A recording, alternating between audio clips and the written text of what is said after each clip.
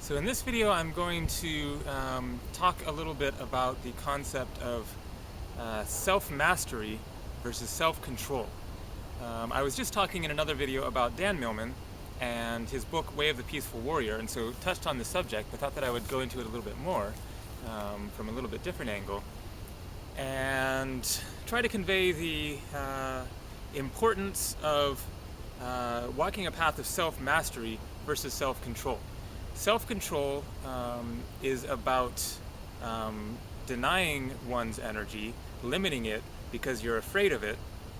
You're afraid of what might happen if it gets out of control, and so you're repressing it in order to be more acceptable in life, in order to not have to face your fear, in order to limit yourself so that you don't become too powerful because you don't know what to do with that sort of personal power.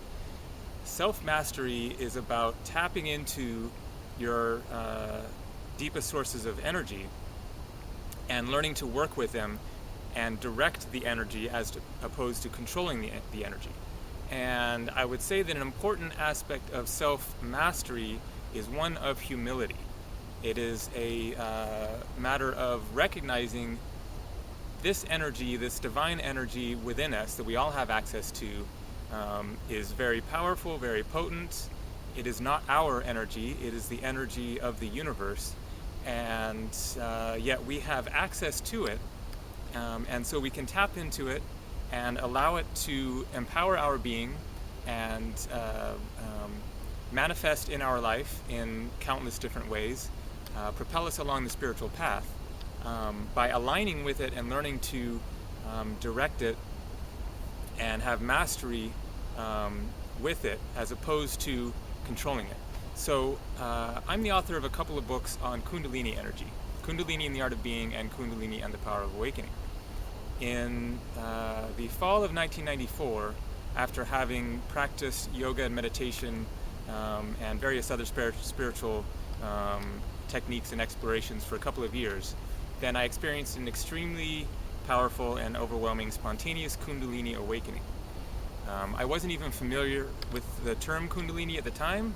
I was just tapping into my own personal energy, spiritual potential.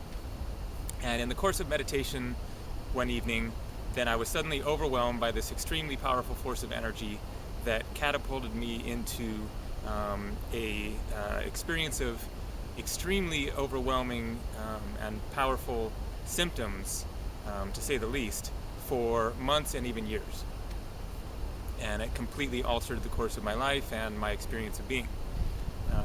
And so I know full well the power of energy that resides within us.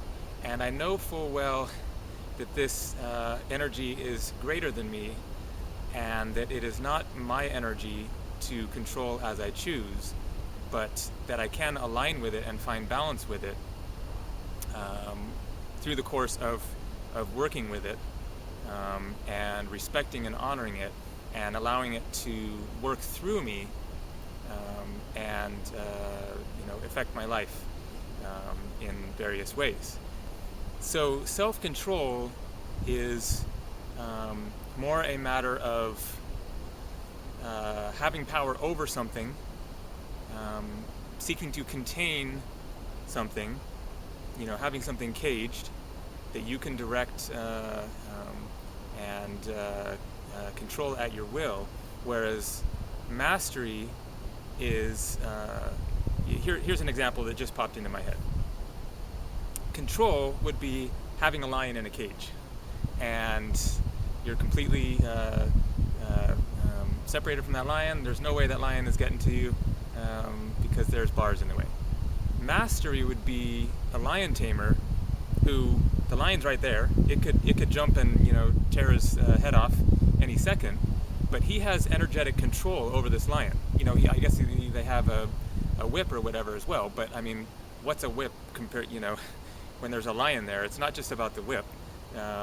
It's about their relationship with the lion and having an energetic connection with them and being able to sense their energy and making it clear that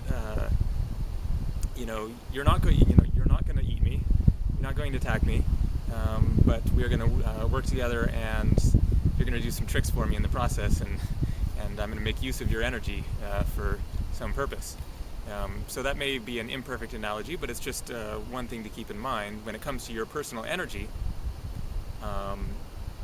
One avenue is to contain it and control it.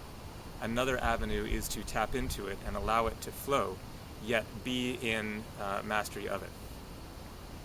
So just a short little explanation just to keep in mind when it comes to becoming a spiritual warrior, a peaceful warrior, as Dan Millman talks about in his books, of tapping into and recognizing one's very potent, powerful potential within, yet being humble and respectful and honoring that energy as a gift, having appreciation and gratitude for it being available to you, and from that place of humility and gratitude and appreciation, being able to work with that energy in order to affect your life in so many different ways, in terms of relating with people, your relationships, just your experience of being connected to the universe, manifesting abundance in your life, and all sorts of things. So